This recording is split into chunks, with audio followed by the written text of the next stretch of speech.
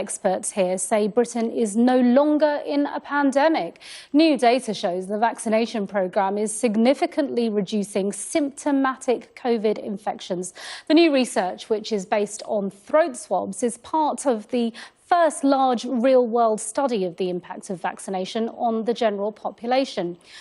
It found 3 weeks after one dose of either the Pfizer or AstraZeneca jab, symptomatic infections fell by 74%.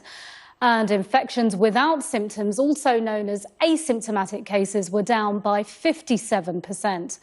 By 2 doses, symptomatic infections fell by 90%, and asymptomatic cases were down 70% after a second dose. Well, the chief investigator of the Office for National Statistics COVID-19 infection survey, Professor Sarah Walker, says the virus is now circulating at a low, largely controllable level in the community. Interestingly, we found that there were even bigger reductions against infections with symptoms and infections with a higher viral load.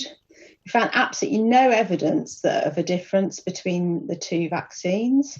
And yes, after a second dose, the benefits were even greater, and a second dose led to benefits that were about the same as what you see in people who've previously had COVID. And some more positive data from this week's COVID infection rate study released in the last hour. The Office for National Statistics says around 1 in 610 people are now estimated to have had COVID-19 in the week to Saturday in England. Well, that's now down from 1 in 480 last week, 1 in 560 people in Scotland, 1 in 840 in Wales, and 1 in 660 in Northern Ireland.